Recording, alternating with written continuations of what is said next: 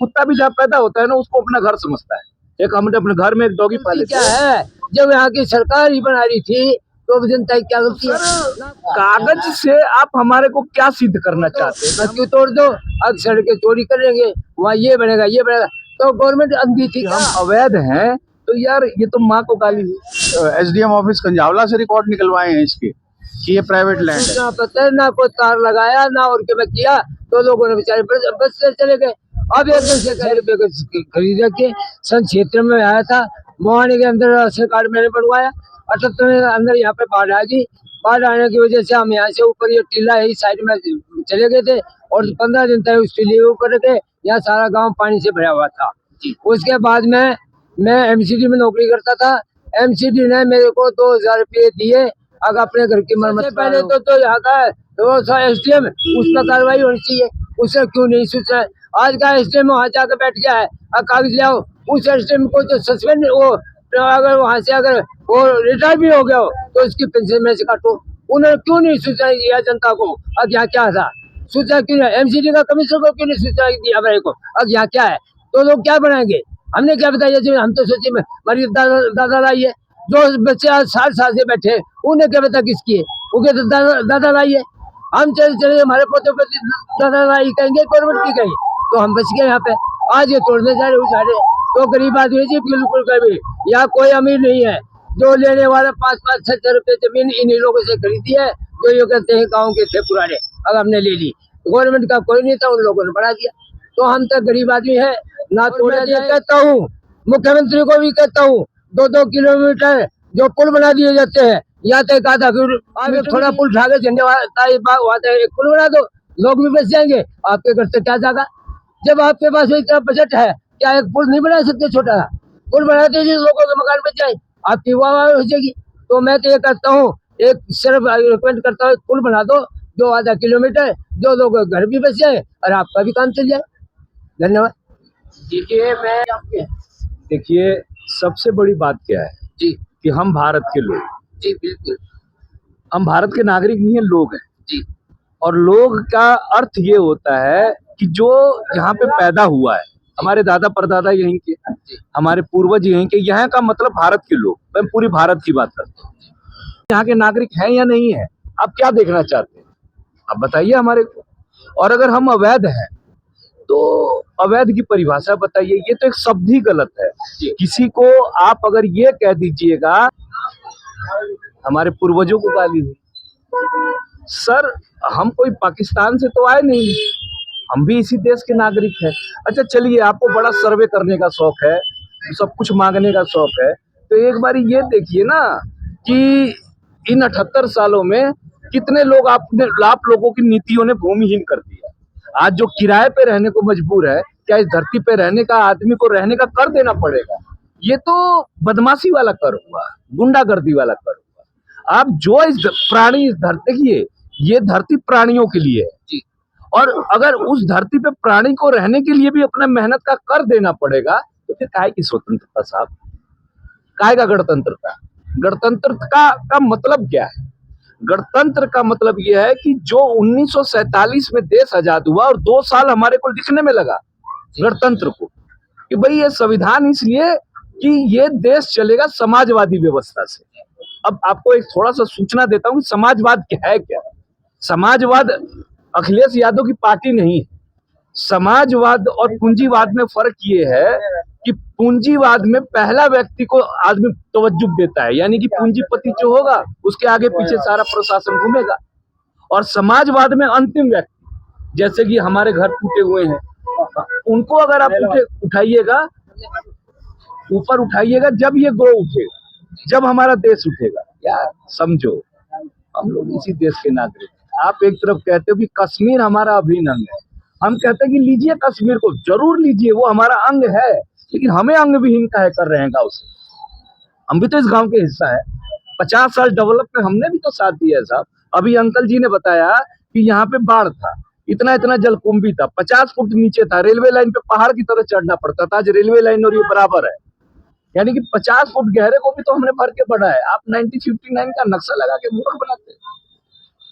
आप गलत, आपने अपनी शक्तियों को एकत्रित कर लिया है जबकि अगर ये गांव का मसला है तो आप अपनी शक्तियों को विखंडित कीजिए ना। आपने ग्राम सभा को खत्म कर दिया, आपने ग्राम सभा को नगर पालिका में किया, नगर पालिका को आपने अपने सिस्टम में ले लिया। तो सर हम स्वतंत्र कहाँ है? एक व्यक्ति विशेष कैसे हमारे ऊपर शासन कर सकता है? यार हमें हवा लेने का हक नहीं, हमें सांस लेने का हक नहीं। आजकल पहले जो पूंजीपति लोग थे वो कुओं पे कब्जा कर लेते थे, आजकल आपने बोतलों पे कब्जा कर लिया।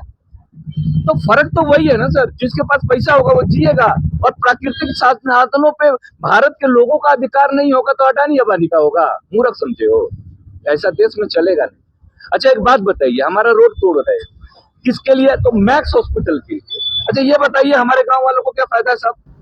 हमारा तो इलाज ही नहीं होता उसमें, और सरकारी हॉस्पिटल आज तक बना नहीं।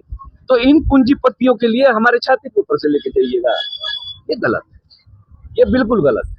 देखिए तो लोगों को काटने लगा था तो हमने उठा के इस रेल चल रही थी उसके अंदर फेंक दिए, जाओ साला कहीं चले जाओ। वो 3 महीने बाद आ गया वो वापस, पता नहीं कहाँ से आया।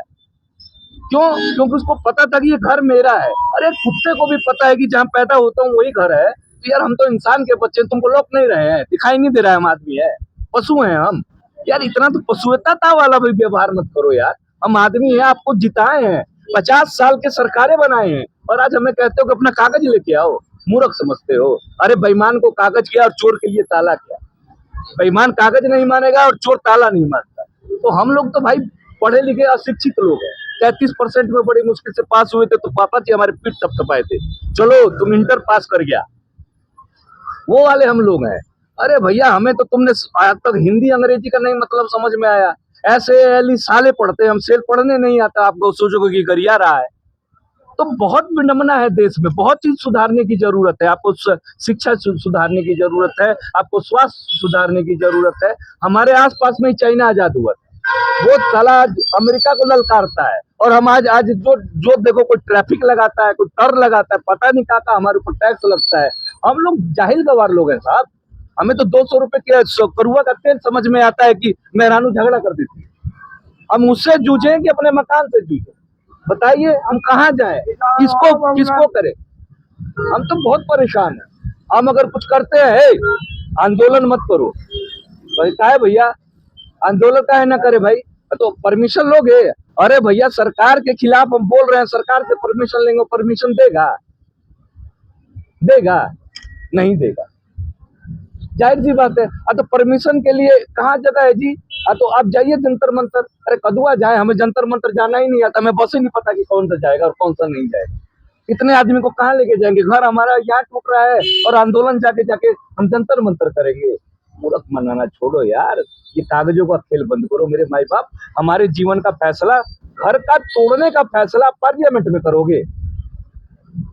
गलत, ये सर्वथा गलत है। और इसलिए मैं सभी महानुभाव जो हमारे मंत्री हैं, आज तक के मंत्रालय है, जो भी गठन हुआ है, उनसे हम अपील करते हैं कि जीने दो यार, अपनी लाइट बिजली सब ले लो, हम साला फिर नलका लगा के पानी पीने लगे, लेकिन हमें जीने दो। वैसे भी कीड़े मकोड़े की जिंदगी है हमारी, अब इतनी बदहाली है, और उसके बाद भी आप लोग हमको लठिया भी रहे हो, गरिया भी रहे हो, और फिर क्या कहते हो हम बिहारी हैं, ये पूर्विया है। अब अभी तो देखिए ना, आजकल ब्राह्मण और बेचारा राजपूत भाई को भी बांट दिया है, बांट दिया। अरे भैया तुम हो किसके यार, हो किसके ये तो बताओ। ये कौशिक जी हैं, अब ये हमको टेढ़ा टेढ़ा देख रहे हैं। काहे देख रहे हैं भाई? कह रहे हैं अभी हमको मारेगा। ये तो वह वाला बात हुआ जो लालू यादव किए थे कि हम तो भैंसी के कपार की तरफ से चढ़ते हैं, यही बोले थे ना लालू जी। तो हमारा जो उच्च समाज था वो बोला कि यार ये तो राजपूत बामन के कपार पे चढ़ेगा। तो तुम में और उस लालू यादव में क्या फर्क है? तुम सब एक थाली के चट्टे बट्टे हो। माफ करो यार, हमें जीने दो भाई, हमसे ना यार ये दलगत राजनीति खत्म करो ना, जो लोहिया जी ने कहा था। क्यों मूर्ख बनाते हो? दलगत से डर लगता है? हटाओ ना राजनीति, दलगत हटाओ और शक्तियों को विकृत करो, विखंडित करो। आप लोग क्या करते हो? पृथ्वीकरण की नीति, नियंत्रण और संचालन, 3 अंग्रेज करते थे, 3 तुम कर रहे हो। अब तुम्हें समझ में आ गया कि हिंदू मुसलमान सब बुझा गया, तो तुमने राजपूत बावन कर दिया। अरे यार इससे परे निकलो, तब देश उभरेगा मेरे बाप। हमें जीने दो और जीरो यार। हम तुमसे कुछ ना मांग रहे भैया, हम अपने बच्चों को घर में ही पढ़ा लेंगे, हमें ना तुम्हारी शिक्षा चाहिए। अब जिस तरह से नोटिस लगा दिए गए मकानों के ऊपर और कागजात मांगे जा रहे हैं, ये सबसे पहले बता दें आप कि ये कागज आपको दिखाने कहाँ जाने? सर देखिए, एसडीएम साहब पहले तो जो भी एसडीएम पूर्वज थे जी जो आज पेंशन ले रहे हैं, वो अभी बोले ना चाचा, तब हम जी, सीखे हैं हमारे- कि वो लोग इस्तीफा दे जी और पेंशन लेना बंद करें। किनके परमिशन में ये बना, वो जवाब कोई भी गवर्नमेंट नहीं करेगा। लाल किला में साला आदमी का फेफड़ा मांस का बारिश हो गया, कोई जवाबदेही नहीं है, एक कांस्टेबल भी सस्पेंड नहीं होगा। आए भाई, ये सवाल नहीं है कि 2900 किलो आरडीएक्स पकड़ा, ये सवाल है कि 329 किलो आरडीएक्स आगे फटा कैसे, इसके लिए कोई जवाबदेही नहीं होगा। कैसे आ गया ये सब जवाबदेही, आप कहते हो रोहिंग्या रोहिंग्या, आप ये बताओ कि बिहार में कितने रोहिंग्या मिले? आपने एसआईआर करवाया, कितने रोहिंग्या मिले? हमने आरटीआई लगाई, उसमें पता चला रोहिंग्या कोई नहीं है। हमने 17-25 कुछ प्रवासी बाहरी लोग पकड़े, हमने बाहरी की भी आरटीआई लगा दी कि भैया ये बताइए कि बाहरी लोग कितने हैं। तो पता चला कि वो नेपाल की जो हमारा बॉर्डर लगता है बिहार से, उसकी आकर के बेचारी मेहरानों लोग आई थी, उनको बाहरी बताया। गृह मंत्रालय बताया ना कि आरडीएक्स कैसे आ गया हमारे इंडिया के अंदर। गृह मंत्रालय बताया, इसकी जवाबदारी गृह मंत्री का होता है, गृह मंत्री का होता है, गृह मंत्री का होता है। आज ये जो पुलवामा कांड भी हुआ तो आज तक सीबीआई जांच नहीं हुआ, विपक्ष लड़ते रह गए मगर सीबीआई जांच नहीं हुआ। बीजेपी करे तो रामलीला, बाकी लोग करे तो करेक्टर ढीला। ये हालात है देश का। बस अब फिर बार बार कह रहे हैं कि हम कागज क्या दिखाएं। नहीं, मैं तो सिर्फ ये पूछ रहा हूँ नहीं, कि मैं वो उसी तारीख बात पे आ रहा हूँ, कागज तो हमारा वकील दिखाएगा, जी समझे। और हम जो कुछ कर रहे हैं, जो हम जाहिल गवार आदमी हैं, 10 लाख रुपया तो ऐसे ही फूक दिए वकालत वकील हुआ भाई इनको लगता है ये शादी ब्याह में सब गांव का आधा आदमी का आबादी बढ़ाने वाले ही आदमी है। ये बाजा बजाए हैं सबका शादी में, ये बैंड मास्टर हैं सबसे पुराने गांव के, जय भगवान बैंड नाम है। हम तो सुने हैं कि रेखा जी के शादी में भी यही बाजा बजाए थे, आज इनका बाजा बज रहा है, क्या कीजिए। ये देख सकते हैं, मुझे कुछ कहने की जरूरत नहीं पड़ेगी, शायद आप लोग सब कुछ समझ चुके होंगे। अगर नहीं समझे ना तो फिर से कह रहा हूँ, इस वीडियो को थोड़ा सा पीछे लेके के जाइए, फिर दोबारा से सुनिए, एक एक बात को गौर से सुनिए। सुनने की बहुत ज्यादा जरूरत है, जब तक आप सुनोगे नहीं, जब तक समझोगे नहीं। ये आपके लिए ही नहीं, औरों के लिए भी है। समझदार को फिर से कह रहा हूँ, इशारा काफी है। बहुत बहुत धन्यवाद सर। फिलहाल ये जो ये जमीन है, ये किसानों की भूमि होती है। किसानों ने सन 1970-71 में अपनी जमीनें जो है गांव वालों को बेच दी और बेच करके वो अपने चले गए। उसके बाद में 80 के बाद कोई या 85 के आसपास में इन्होंने इसका अवार्ड सुनाया, डीडीए ने। तो अवार्ड सुनाया, लेकिन वो अवार्ड जो था वो अभी तक ट्रेजरी में पड़ा था। 2010 में मुआवजा उठाया नहीं गया इस जगह का, इसलिए प्राइवेट लैंड है, ये डीडीए की भूमि नहीं है। और प्राइवेट लैंड है इसलिए यहाँ पर आज तक कोई डीडीए या कोई भी जो है, इनको समस्या हो रही है। ये मकान के जो बार बार नोटिस चिपकाते हैं, फिर हम लोग लड़ते हैं उसके लिए जाकर के। पहले लोग जागरूक नहीं थे, अब लोग जागरूक हैं। अब हमने तो जबरदस्ती धक्का कर रहे हैं हमारे साथ में, ये जबरदस्ती तोड़ने चाहते हैं ये। लेकिन जब तक हम लोग रहेंगे, अगर सरकारें हमारी बात सुनेंगी तो ठीक है, नहीं तो हम चंद्रशेखर आजाद और भगत सिंह के रास्ते पे चलना भी जानते हैं। और भैरव को सुनाने के लिए जो धमाके की जरूरत है, वो धमाका भी हम करना जानते हैं, अपनी आवाज बुलंद करके, तो वो भी हम करेंगे। मेरा सिर्फ एक सवाल है आपसे कि अब जिस तरह से पेपर दिखाए हैं एसडीएम साहब को जाकर के यहाँ पर, तो आप लोगों ने भी दिखाए यहाँ पर या नहीं दिखाए? एसडीएम साहब को पेपर दिखा के होगा क्या, मुझे ये बताइए। जीते जागते आदमी यहाँ पर 60-70 साल से रह रहे हैं, क्या ये गवर्नमेंट को नहीं पता? क्या गवर्नमेंट को नहीं पता जब यहाँ से वोट लेकर के वो लोग गए थे कि ये लोग वैध है या वैध है? अगर उस समय में ये जब वोट लेकर के यहाँ से सरकार बना सकते हैं और जब वो वैध हो सकते हैं, तो अब हमें अवैध करने का अधिकार किसने दे दिया इन लोगों को, ये बताएं। और अगर अवैध हम लोग हैं तो फिर ये गवर्नमेंट भी अवैध है, कैंसिल करो इसको, हट जाए बीजेपी सरकार, दोबारा से चुनाव होने दो दिल्ली के अंदर। और जो आए वो हमें बता दे कि हम वैध है या अवैध है, हमारे घर तोड़ेंगे या रखे जाएंगे। भाई अगर तोड़ेंगे तो फिर हम वोट नहीं देंगे उनको, यही होगा ना। वोटर आईडी कार्ड यहाँ पे बने हुए हैं, आधार कार्ड यहाँ पर बने हुए हैं, बिजली का बिल हम लोग भरते हैं, राशन कार्ड हमारे पास में है, पानी का हमारा सिस्टम यहाँ पे लगा हुआ है, सीवरेज हमारे यहाँ पर है, क्या चीज नहीं है हमारे पास में। रेगुलर होने का उसका यूपीए गवर्नमेंट का प्रोविजनल सर्टिफिकेट है, हमारी रेगुलर कॉलोनी है, रेगुलाइजेशन हो चुके हैं 2009 में।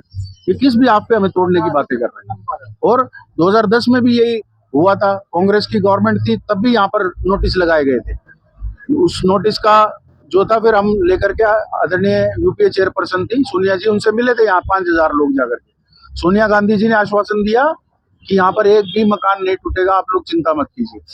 और उसके बाद उन्होंने हमें अर्बन डेवलपमेंट मिनिस्टर के पास भेजा, जयपाल रेड्डी साहब के पास।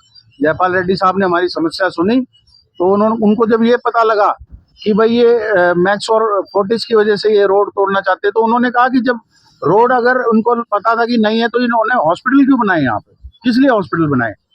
हमने उनको सारी स्थिति से अवगत कराया, तो उन्होंने एलजी साहब से हमारे सामने बात की और डेलीगेशन हमारा भेजा, और वहां पर एलजी साहब ने हमारी बात सुनी। तो उन्होंने कहा कि भाई हमें तो गलत फिल्म दिखाई गई थी, हमें तो आपके ये मकानों को झुग्गी झोपड़ी बताया गया था। 12 गज के ऑर्डर आ गए थे सावधा घेवरा के यहाँ के, और अभी भी इनको झुग्गी बताए जा रहे, जो 300 गज के मकान है लोगों के। 60-70 साल से लोग यहाँ पर रह रहे हैं। भाई क्या हम इंसान नहीं है, हम भारत के लोग नहीं है क्या? नागरिकता हमारे पास है, नागरिकता के प्रूफ हमारे पास में, कोई रोहिंग्या थोड़ी है हम लोग जो आप लोग उजाड़ दोगे ऐसे। और ये नहीं है, ये तो बहुत बड़ी कॉन्स्पिरेसी चल रही है दोस्त। ये तो चाहते हैं, ये सारा गांव को मिटाना चाहते हैं, गांव को रहने ही नहीं देना चाहते, सारा शहरीकरण करना चाहते हैं। जब इनका शहर जो है वो गांव से निकल के आए, हम गांव के लोगों ने ही शहरों को बनाया, हम ही मजदूर थे जिन्होंने गांव में जाकर के ईंटें लगाई, और हमारे ही बड़े बुजुर्ग थे जो गांव में जाकर के, और आज बच्चे शहरों में सेटल है, उन्हीं के थे, उन्हीं की वजह से ये शहर चल रहे हैं। तो शर्म आनी चाहिए ऐसे लोगों को जो 60-70 साल देखते हुए हो गए कि हाँ भाई लोग यहाँ रह रहे हैं और उनको अवैध बोल रहे हैं। अवैध तो आप लोग हो, अगर अवैध बोल रहे हो तो आपकी गवर्नमेंट अवैध है, उसको हटा दीजिए सबसे पहले। तो पुरानी गवर्नमेंट अच्छी थी हमारी, जिन्होंने हमें जीने का अधिकार दिया था, तो छीन रहे जीने का अधिकार हमसे। बिल्कुल ये चीजें बर्दाश्त नहीं की जाएंगी। कब तक हम डर के साए में जिए भैया? पहले 2010 तक डर के साए में जिए थे, उसके बाद में जब हमारे पास लिखित आदेश है, एलजी के मिनट्स है हमारे पास में, कि अगर कोई रोड आपने वाइड भी करनी है तो गांव वालों से, ग्रामवासियों से पूछ के करें, ग्रामवासियों से सलाह ले लें और एक प्रपोजल डालें कि आप रोड कैसे बनाएंगे। अगर आप उसका भी, आप तो हर गवर्नमेंट का आप तो मुखालफत किए जा रहे हैं। ये थोड़ी होती है, आज अगर कांग्रेस की गवर्नमेंट नहीं है, आम आदमी पार्टी गवर्नमेंट नहीं है, आपके चारों उंगलियां घी में है, तो आप किसी को कुछ भी कर दोगे आकर के। ये नहीं होना चाहिए। डेमोक्रेसी है, हमारे देश के पूर्वज लड़े, हमारे जो क्रांतिकारी थे वो लड़े हैं देश के लिए, इस डेमोक्रेसी को हासिल करने के लिए। सरदार भगत सिंह ने कहा था कि गोरे तो चले जाएंगे लेकिन काले अंग्रेज हमारी भूमि पर आके बैठ जाएंगे और हालात वो के वो रहेंगे। आज उन्हीं की कहनी बात सच हो रही है कि काले अंग्रेज यहाँ पर बैठ गए हैं और हम लोगों को वही प्रताड़ना और वही सब चीजों का सामना करना पड़ रहा है जो अंग्रेजों के राज में करना पड़ रहा है। वोट आपने रेखा जी को दिया था? नहीं, हमने नहीं दिया जी रेखा जी को, क्योंकि हम तो जानते थे बीजेपी जब भी आई है तबाही लेकर आई है। हमने तो नहीं दिया, हमने किसी को वोट ही नहीं दिया था। अब की बार हमारा तो नोटा गया था, क्योंकि हमने सरकारों को देख लिया, परख लिया। ठीक है, जो सरकारें देश हित में काम करती थी, लोगों के हित में काम करती थी, वो तो रही नहीं है, वो तो चल ही नहीं रही। जो एक भाई, अगर हमारी मुख्यमंत्री ने, कांग्रेस की उस टाइम की मुख्यमंत्री ने कोई फैसला सुनाया था तो उसके ऊपर कोई ऐसी हस्ती थी जिसने ये मकान बचवा दिए। सोनिया गांधी जी के प्रेशर ने मकान बचवा दिया। आज रेखा जी के ऊपर कौन सा प्रेशर है? मैं पूछता हूँ गृह मंत्रालय से, मैं पूछता हूँ आदरणीय हमारे प्रधानमंत्री जी से, क्या वो रेखा जी पर प्रेशर डाल के रुकवा सकते हैं हमारे घर? वो बचा सकते हैं हमारे घरौंदे? आज वो जो मुझे चौड़ी करके कहते हैं कि हम तो तुड़वा के रहेंगे, आज उनका सिर नीचा कर सकते हैं? हम अपील करते हैं, अगर करते हो हमारे घर बचवा देंगे तो हम सारे भारतीय जनता पार्टी को समर्थन देने के लिए तैयार हैं। शुक्रिया, बहुत बहुत शुक्रिया सर, बहुत बहुत।